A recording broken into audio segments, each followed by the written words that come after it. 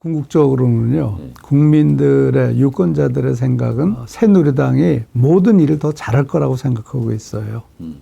더불어당에 대해서는 커다란 기대감이 없어요. 그럼에도 불구하고 박근혜 대통령이 마지막 순간까지 선거 마지막 날에도 진실한 사람 뽑아달라고 그런 거 아니에요. 근데 이미 그 한 일주일 전부터 뭐 내가 조사를 안 해봐서 모르지만 그 감정이 돌아서기 시작한 게 박근혜 대통령이 이래서는 안 되겠다. 그래서 박근혜 대통령이 이래서 안 되겠다라는 감정이 팽배하기 시작하면서 새누리당이 돼야 되지만 새누리당을 찍어줄 수 없다라는 감정이 들어선 것이 아닌가 싶어요. 그러면은 가장 큰 책임은 역시 대통령이죠. 네, 이거는 그거밖에 없죠. 네. 그 박근혜 대통령이 그거는 말도 안 된다. 그러니까 순혈주의거든요. 박근혜 대통령 굉장히 잘못하시는 거예요. 네, 그래서 박근혜 대통령이 지금 개헌과 연정에 대해서 화두를 던져야 돼요. 그거 안 하면요, 내가 제일 지금 우리나라에 대해 걱정하는 부분 중에 하나가 뭔가 하면은 박근혜 대통령 임기 끝나고 좌파가 집권하잖아요. 박근혜 대통령 청문회 나갑니다. 얼마나 벼르고 있어요. 박근혜 대통령이 호남을 껴안아야 돼요. 그렇다면 앞으로 국민의당이 가야 할 방향이라는 거는 보수죠. 원래 호남이 보수였다고요. 그래서 보수란 증거거든요. 뭐 여러 가지 증언이 있지만 가장 중요한 건 1963년도에 그 박정희 대통령이 당선되는데 결정적인 역할을 한 게 호남이거든요. 그 보수적인 호남을 군사 정권, 박정희 정권 때부터 시작해서 차별화를 시작한 거 아니에요. 그래서 거기서 말하자면은 견디지 못해가지고 진보로 간 거예요. 진보로 밀려간 거예요. 근데 이제 진보에도 진저리를 내기 시작을 하는 거예요. 우리가, 진보가 우리한테 해준 게 뭐가 있느냐. 그래서 그 사람들이 다시 이제, 그래서 내가 무슨 얘기는 탈진보라는 얘기를 했거든요. 탈진보를 하는 과정이다.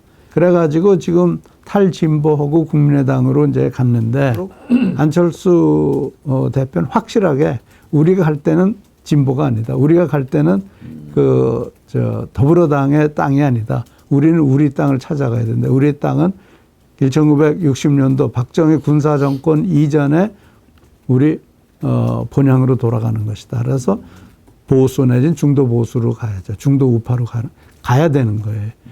그렇게 된다면 결국은 많은 가능성 중에 예를 들어서 우파의 대권 후보도 될 수 있는 거예요.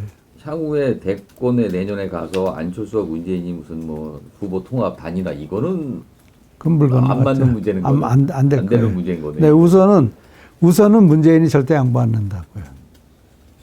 문재인은 아젠다가 있잖아요. 네. 친노의 아젠다가 있기 때문에 절대 내놓을 수 없는 거예요.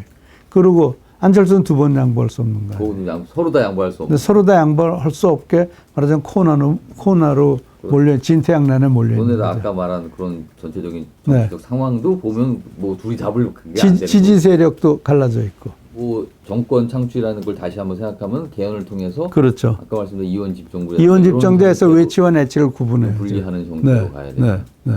그 이원 집정부제하고 국민의당을 같이 이제 끌어들인다는 거하고는 어떻게 연결이 돼요? 그러니까 그건 역할 분담이 생길 수 있는 거죠.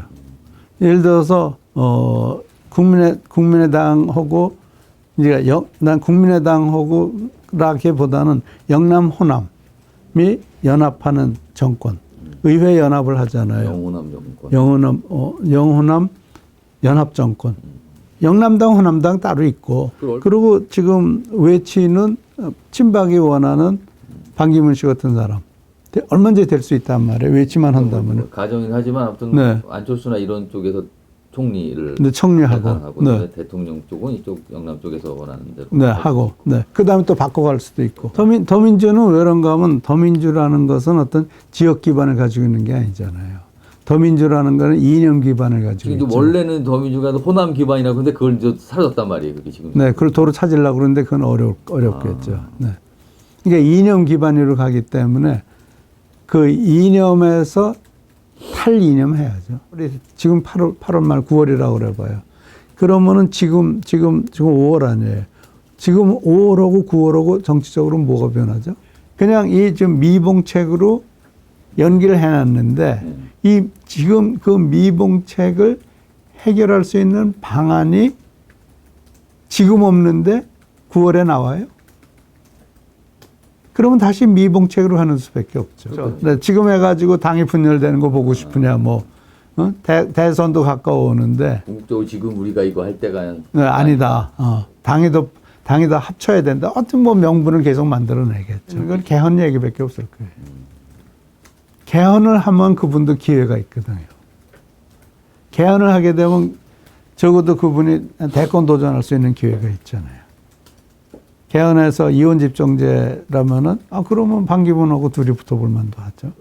지금 당이 친노로 넘어갈 가능성은 거의 없잖아요. 그러면은 예를 들어서 송영길이가 당권을 잡았다고 그래봐요. 박영선이도 도전한다고 그러잖아요. 만약에 그 사람들이 당대표가 됐다고 그래봐요. 전당대회를 통해서. 그럼 전당대회를 통해서 당대표가 된 사람과 추대된 당대표는 확연히 다를 거 아니에요. 누가 더 힘이 세겠어요? 누가 더 자기 고유 목소리를 더 잘 내겠어요? 문재인 대표로서, 문재인 의원으로서는 만만한 거는 추대된 당대표가 계속 있는 게 더 유리한 거 아니에요? 그런 측면에서도 김종인 대표 체제 그냥 쭉 끌고 가고 싶겠죠. 박원순 시장이 하고 싶겠지만 박원순 시 안 되는 것 같아요. 당의 기반이 약해서 안 돼요. 네. 박원순 시장이나 또는 안희정 씨는 만약에 도전한다 하더라도 당내 기반이 취약해가지고 쉽지는 않을 거예요. 손학규가 이제 좀 이제 각광을 받을 수가 있는 거죠. 손학규하고 이 김종인 씨가 손을 잡을 수도 있죠. 같이 다 서강대학교 교수했었고, 그리고 나하고는 말이 된다라고. 손학규 씨는 영국에서 공부했고, 이 양반은 독일에서 공부했고, 뭐 이렇게 서로 다 이렇게. 게 있군요. 아무래도 심정적으로는 김종인 씨한테는 손학규 씨가 더 낫겠죠. 손학규 씨가 들어와서 만약에 소은결 의원이 이제 당 대표가 돼버리면 그건 그림이 완전히 달라져요.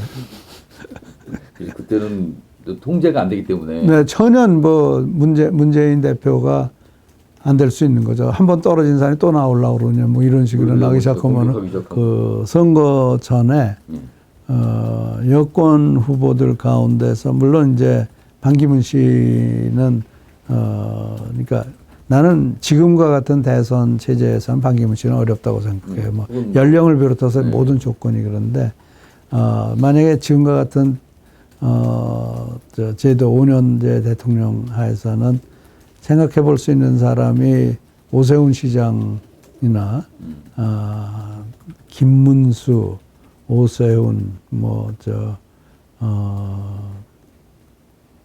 그다음에 김무성, 그다음에 남경필 이런 사람들인데 실제로 그분들은 이게요, 이 대통령 선거 또 대통령 후보로 이렇게 부각이 지금 현재 안 돼 있으면은 부각되기 힘들어요. 근데 이제 오세훈 씨의 문제는 오세훈 씨는 서울시장을 차버렸다는 거. 그걸로 인해서 보수 유권자들이 여전히 별로 용서 안 해줄 거예요. 이제 그것이 이제 그 사람의 가장 큰 문제고, 오세훈 시장의 경우에는 보수 세력한테 용서를 받아야 되는데 어떤 방법으로 용서를 받느냐. 오세훈 개인에 대한 오세훈 개인에 대한 그 보수 유권자들의 감정. 그래서 그렇게 큰 표차가 나요. 그렇죠. 그렇게 큰 표차가 날 수가 없는 거죠. 네.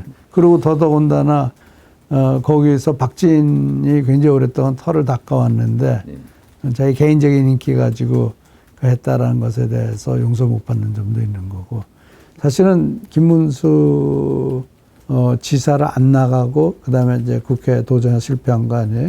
네, 그런데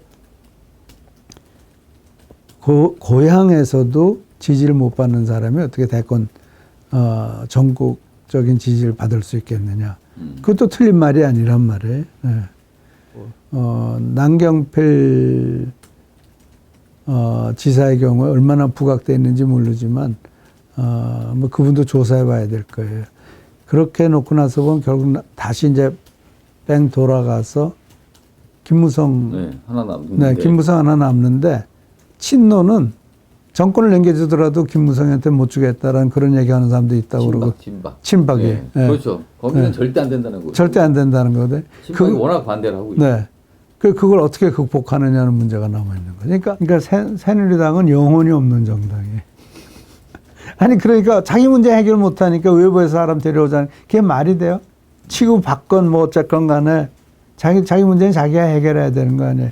자기 문제를 해결할 능력이 없는 사람이 없는 정당이 어떻게 집권을 하겠다는 거예요. 이번에 비록 총선에서 졌다 하더라도 국민들은 새누리당에 더 큰 기대를 하지 더민주에 기대를 하는 건 아니라고요. 그런데 이게 이 친박 그러니까 문제는 박근혜 대통령이 그걸 놓지 않고 있기 때문에 그런 거예요. 박근혜 대통령이 놔야 되는 거예요. 총선 전에 그런 거를 썼어요. 이 정당 지지율은 당을 보고 정해진 당의 지도자를 보고 그러니까 한국에서 국회 선거에 당의 지도자를 보고 정한다 그런 얘기를 했거든요. 그런데 새누리당의 경우는 정당 지도자가 누구예요? 박근혜 대통령이지 김무성 대표가 아니었잖아요. 총선의 책임을 인정을 못하는 거죠. 본인 책임이라고 생각 안 하죠. 지금 말하는 거 보면 전혀 다른 사람 얘기하듯이. 그렇죠. 네.